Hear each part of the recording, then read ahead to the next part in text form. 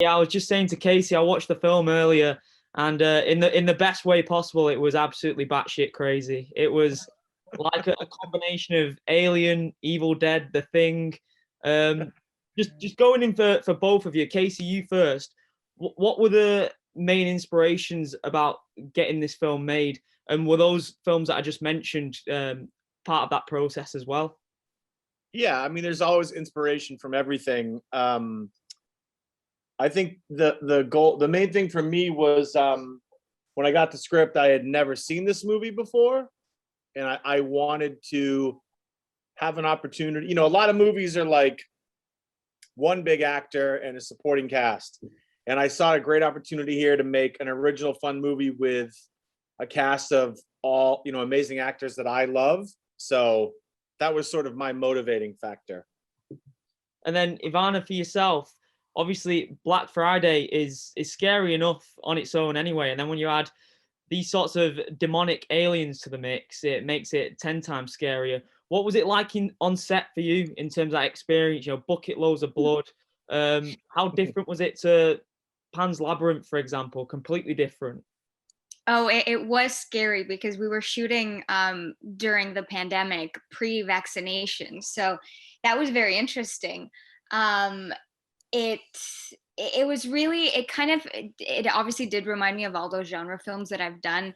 Kurtzman, who did all the effects and the makeup and all the creatures, was absolutely amazing. And that was a pleasure to be a part of and to watch. And I always have the most fun when I do shoot movies that are like this and our genre films. And this is also a comedy in a way. So for me, it was very different too. I've never done anything like this.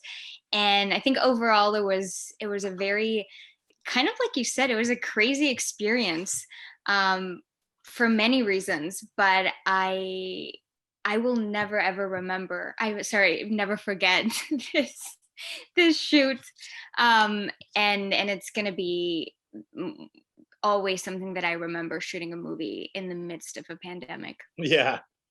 I bet. And then just for both of you, what a cast you've drawn together for this film, Casey. For you as a filmmaker, to have the likes of Ash from Evil Dead, Devon, who obviously was the lead in Final Destination. That's one of the greatest franchises of all time. Ivana, her storied history in the genre film. And then Michael J. White as well, a legit badass in the real world, and is shared the screen with true greatness like Heath Ledger in The Dark Knight. So what was that like? It's so funny because Andy, the writer, and I have been like sending reviews back and forth to each other, and so many people are so mad that Bruce didn't like play Ash in this movie. Yeah. And that was his thing when he called me. He was like, "Look, this is going to be really fun. I don't want to play Ash." I was like, "Okay."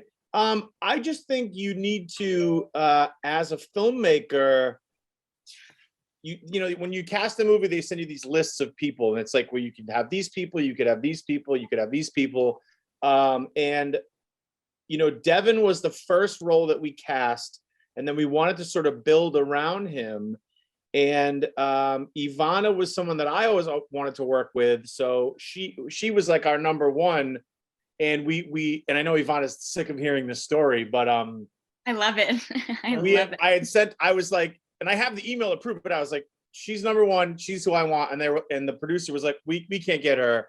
She lives in Spain, and there's like COVID restrictions and visa restrictions with COVID. And we somehow got in touch with her through like somebody at Gersh, and she was like, I'm in Los Angeles. Like, so that, and Michael was an interesting thing because we had the Archie role left, and I didn't want to just cast it with just, there's a couple other known actors that I spoke to, people that are friends of mine. And he was also at Gersh with Ivana and Devin. And I was like, can we get Michael Jai White? And they were like, well, you can, but he literally only has 1 week to work.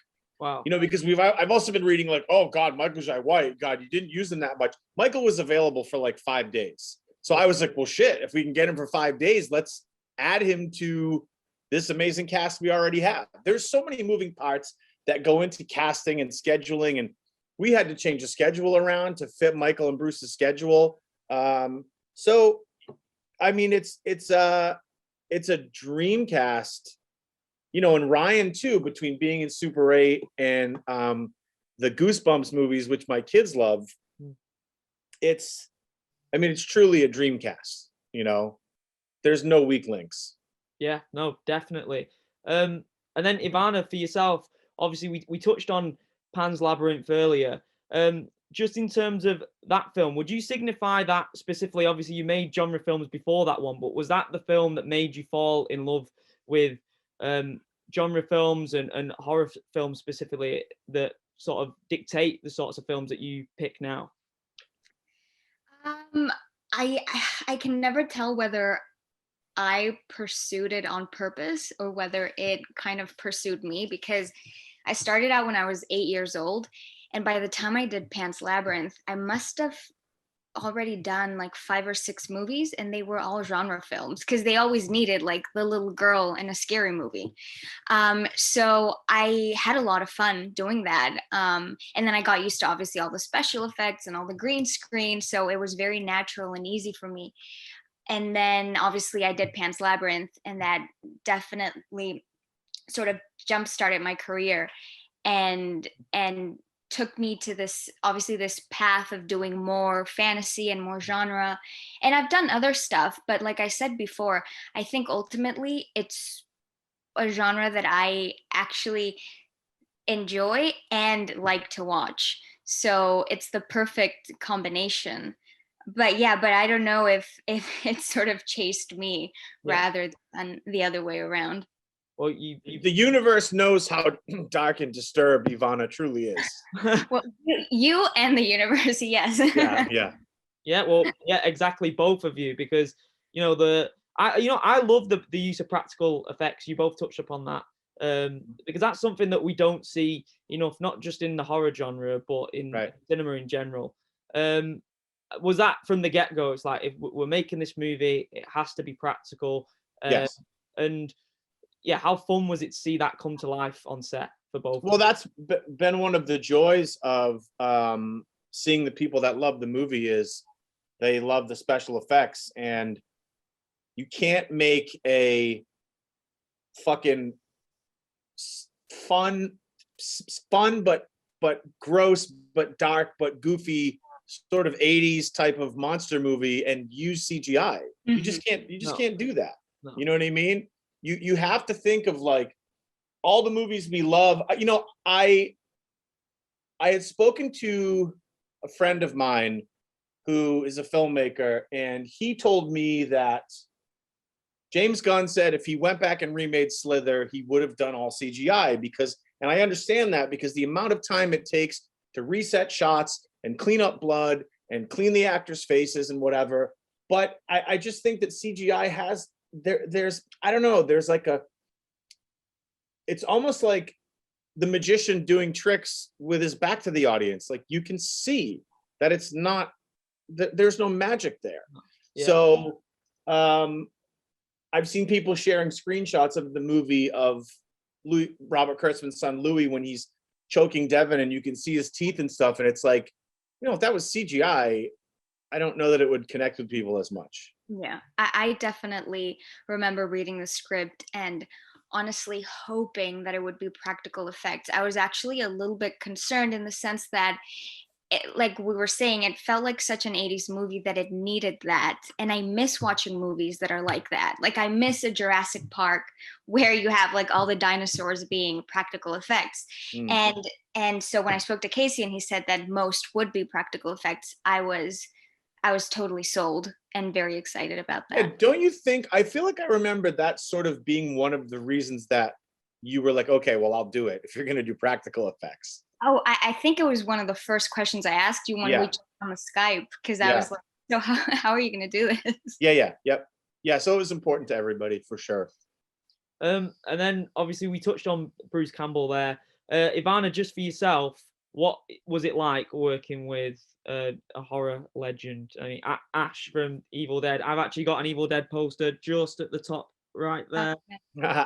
on top of all. Can I these just can I just say, like, everyone has posters, and I actually am at my parents' house, and I have like lots of Oh posters, but wow! they're all, this is Pan's Labyrinth, but they're all me. So I'm like, it's too much. I have No, to. that's awesome. You gotta keep them. Of course you. If I was you, I'd be keeping them all, having them hung Oh, up my everywhere. parents have them all for sure, like from all the countries. But working with Bruce and Devin and all the cast, it was amazing. I remember Bruce on the first day. I actually asked him for a picture, which is not something you usually do as Yeah. a cast member because you're gonna see them every day anyway. I know it's kind of goofy. It's very newbie, and I was such a big fan though that I remember asking for a selfie, and I felt like I was in a convention because I was like, "Hey, Bruce, can I have a picture?" He was so amazing, and of course took multiple pictures, and then eventually I realized that he was as goofy in person as he is in his movies. He's just as hilarious. That's awesome. I would be nerding out exactly the same way. So there's absolutely no shame in that. Just for both of you, it's obviously quite clear how much you love the genre of horror. I want to know your first experiences with the genre in the cinema and the moment that made you fall in love with the genre. So we'll go with you first, Casey. um, that's a really good question. My earliest memories are more sci-fi fantasy, like Indiana Jones and E.T. I think my most visceral horror moment was The Shining. Yeah. I think I saw it on TV when I was like a kid, and the horror of my childhood was very laid back and like very simple, no trauma or nothing bad. And I remember seeing The Shining and just thinking, well, yeah, Freddy is scary and Jason is scary, but if a person like that can be that scary, then that's really what scares me the most, is like Jack Torrance losing his mind, and then more recently, I was watching Hereditary by myself, and right after the little girl hit the telephone pole, the power went out in my house. Oh. So it was quite an experience. Wow. Yeah. What about yourself, Ivana? Well, I do think genuinely that one of my first movies that I watched was probably one of mine because I was so young and I loved watching them, and I knew that it was all fake, so I was allowed to. But I think the first genre film that I watched was, and this is gonna sound very convenient, but it was actually Chucky because Devin's filming a show about that now. Yeah. I actually peed myself. Like, I didn't even care. Like I did it. I was I was a kid. I did it and I just said it. Is this an exclusive? So Have freaked you ever out. told anybody this on an I interview? never. My parents can attest to it, but no one else. No. I'm laughing because we've all been in that situation, not necessarily watching Chucky, but something else. Yeah. We've all peed ourselves as kids. It's completely normal. I didn't think we'd be talking about pissing ourselves on an interview, but we're talking about it. It's all good. Yeah, I'd go with mine. Mine was I snuck in to go and watch Paranormal Activity 2 with my dad back in 2010, and it was a packed theatre opening weekend, and I went watching them every year ever since. And my dad was a bit of a bad dad, to be fair, because he used to bring home like Predator on VHS and like Nightmare on Elm Street back when I was like 6 years old. So I've been in completely love with horror since probably that age, to be honest. It's funny you mentioned that because my son, my middle son, is obsessed with horror movies and obsessed with horror, and I think his inciting incident was when he was like 6. The boys wanted to see why my daughter was named Ripley, so I put on Aliens, but just some of like the marine stuff where they were shooting things, and I think it got left on by accident. And I remember that the scene where Bishop gets ripped in half by the Queen Alien. I remember like I was on the phone or something, and I turned, and my 6-year-old son was just like, and I'm like, oh, what did I do? But like now he's obsessed with horror, so maybe it's a good thing. It definitely is a good thing. And can you touch upon that as well? Because I read this on your IMDb page, and I Yeah. thought, holy shit, that can't be real. Just explain the names of your children, if that's okay, and where they came from.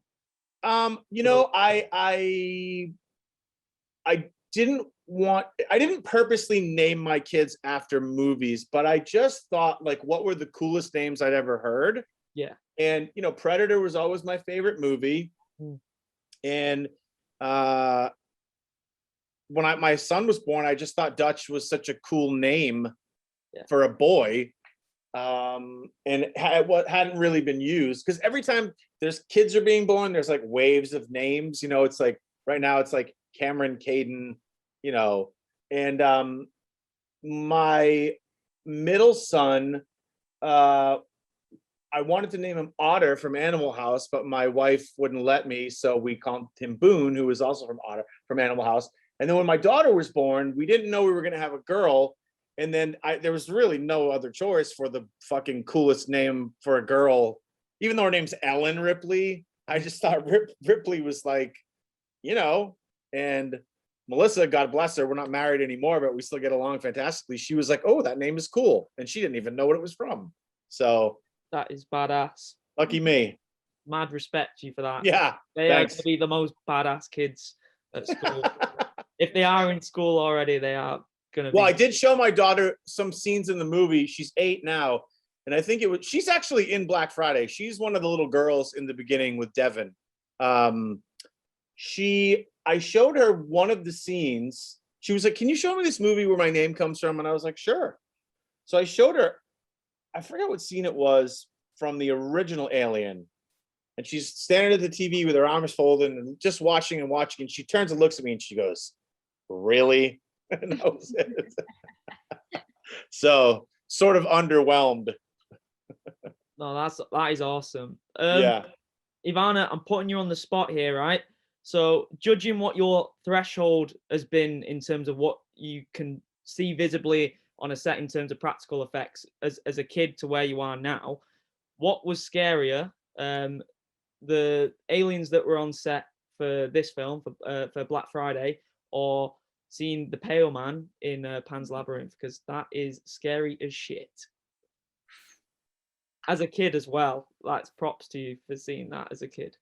I think it had to be, but again, I wasn't really scared, but it had to be the Pale Man. Actually, it was more the fawn, the Pan, because Doug Jones is a very tall person, but he was on stilts, so he was like 3 meters, and I was so tiny, and he was so big and intimidating. I remember the first time I saw him, I was like, oh my God, wow, this is like a full-on creature, like it's a massive thing.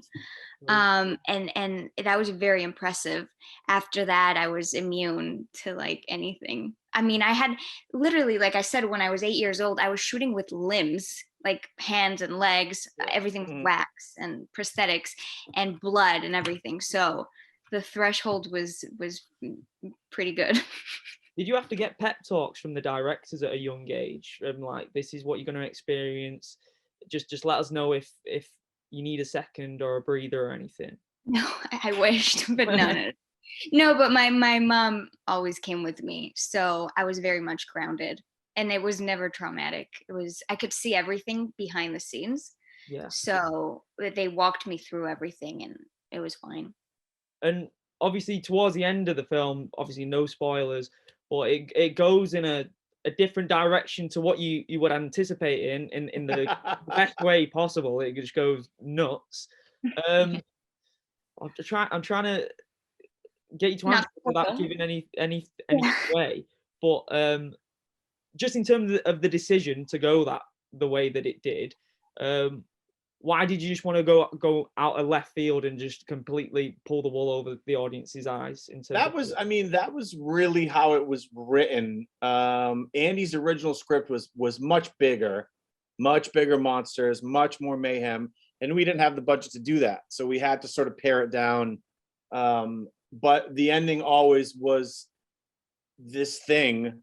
And, you know, I think that we just, as a team of filmmakers, were like, fuck it, let's just go for it. I mean, what do we have to lose? You know, like Patrick Stump from Fall Out Boy did all the score and all the music. And he and I, early on in the process, we were putting together an assembly edit, had this like ridiculously funny sort of disco like ending. Like the music was, and like the producer was like, that's too much. It's too much. You got to pull it back. And that's like one of the regrets I have is I was talking to my buddy who's a comic book artist, and he was like, God, I love the ending.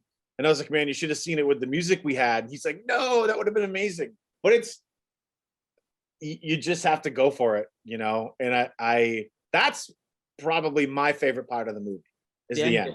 Yeah. So I Yeah. just was watching it earlier and I was like, wow, I did not expect this. That's good. Yeah, it's very good. It's very good. Yeah. I want to ask you as well. Obviously, Ivana mentioned a fangirl moment over Bruce Campbell.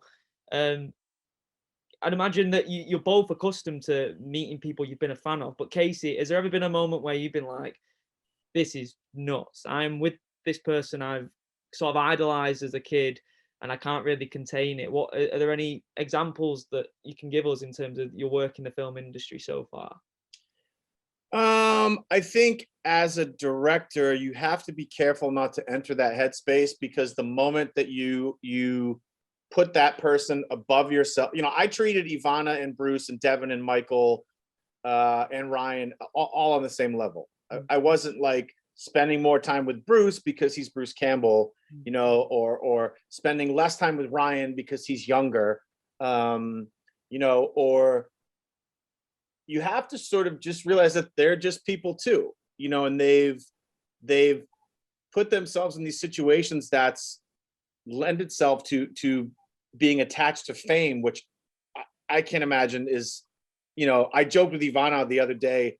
Somebody posted all these photos of her and I was like, here comes all the Ivana fans. Like, to have people that are drawing fan art of you and obsessing over your work, like that has to be a little harrowing at times. So for me, it's just, I grew up blue collar. So for me, it's work, like we're all working together. So I try not to, you know, sort of let myself be amazed by who anybody is. Yeah, no, that makes perfect sense. That makes perfect sense in order to get the job done to the fullest.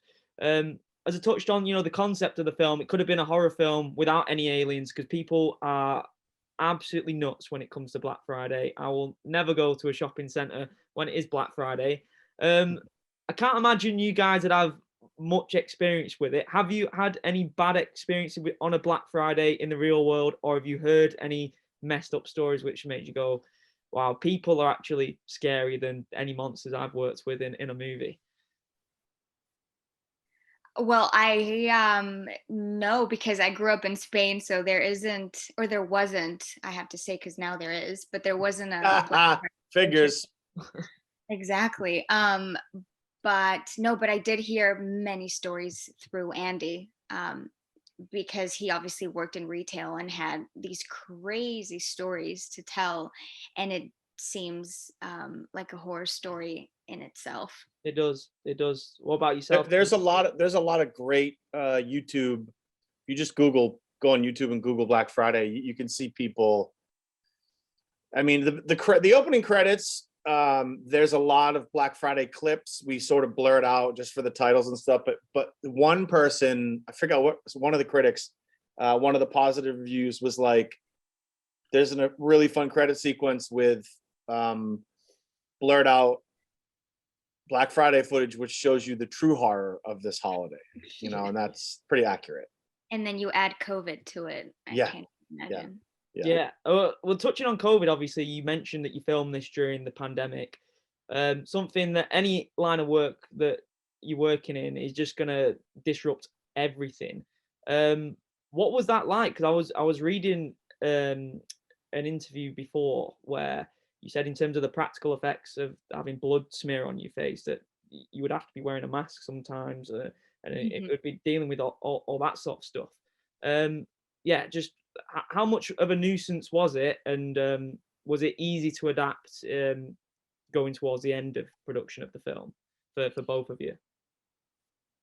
Well, as an actor, the problem was that, and I think that's why it took a while to figure out the protocols at the beginning, is that you're exposed no matter what, because you have to take the mask off and the shield off at a given point, whether it's because they're doing your makeup, your hair, you're shooting, obviously. There's also close contact that you can't avoid in a scene.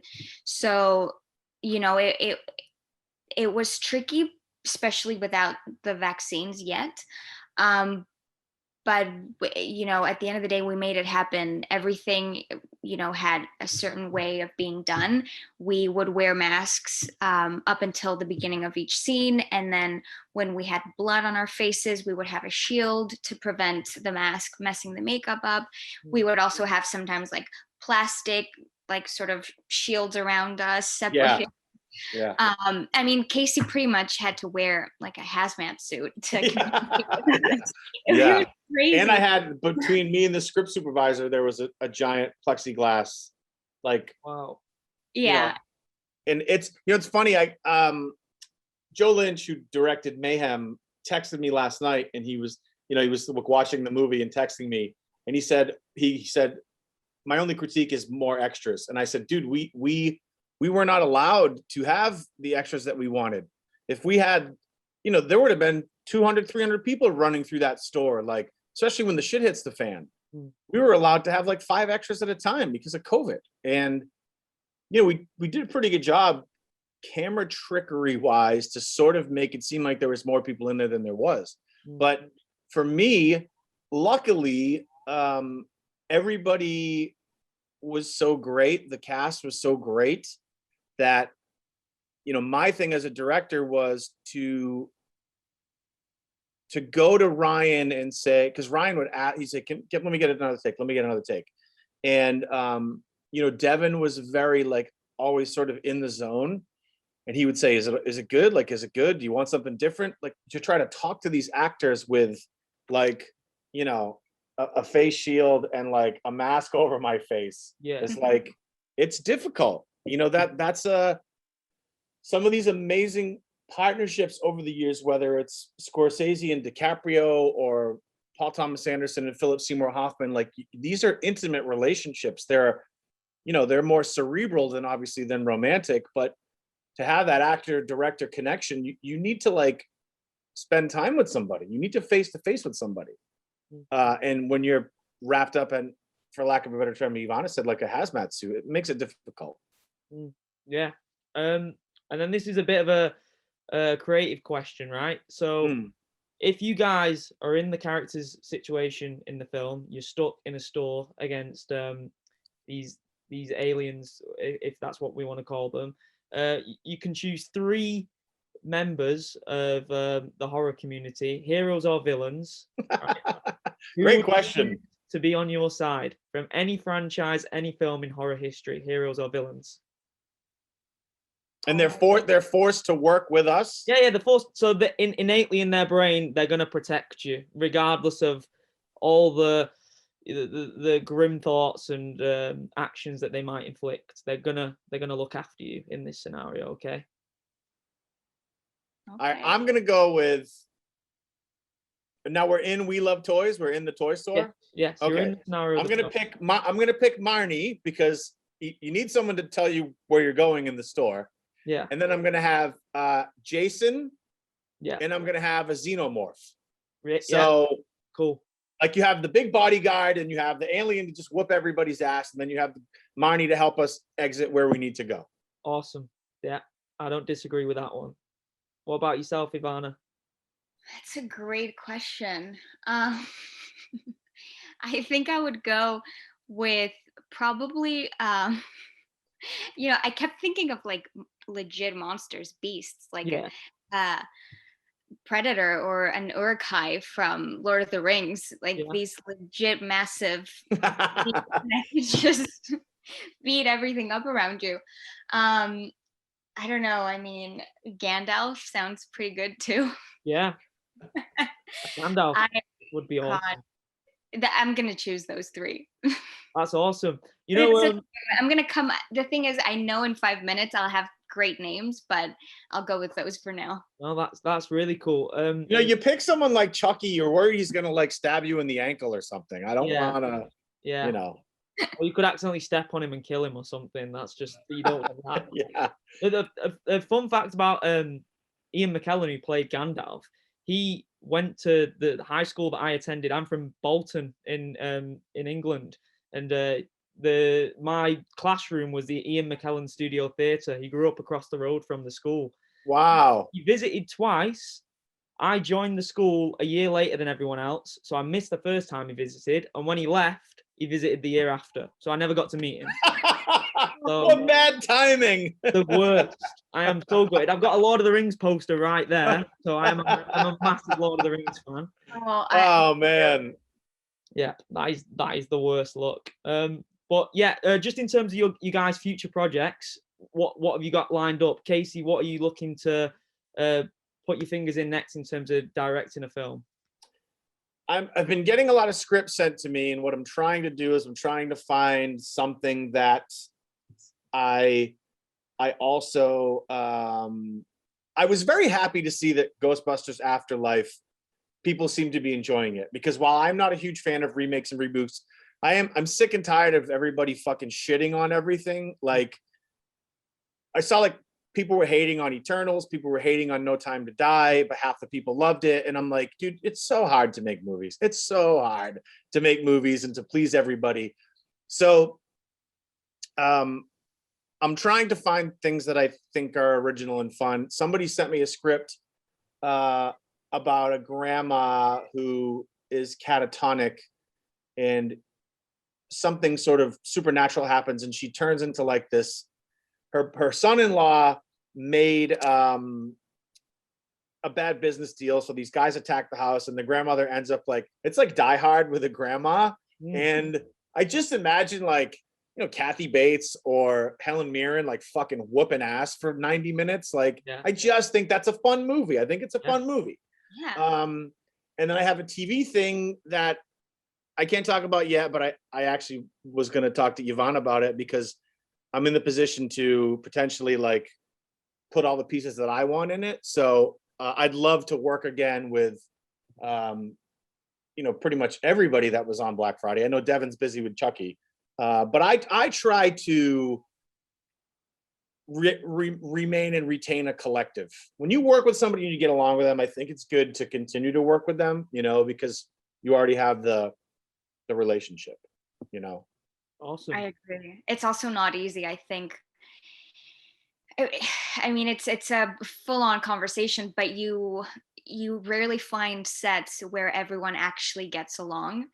And Black Friday was a really good one, and everyone was down to really play, and everyone was awesome. Awesome. And what about yourself, Ivana? Do you have anything lined up in terms of future projects yet, or can you I not share? do. I can't really talk about them, and I'm so bummed. But I do have a couple of things coming up in 2022 that will be announced, Awesome. and I can't wait to talk about them. Brilliant. Well, I really appreciate the time from you guys, and thanks so much, Casey, for helping me out with this.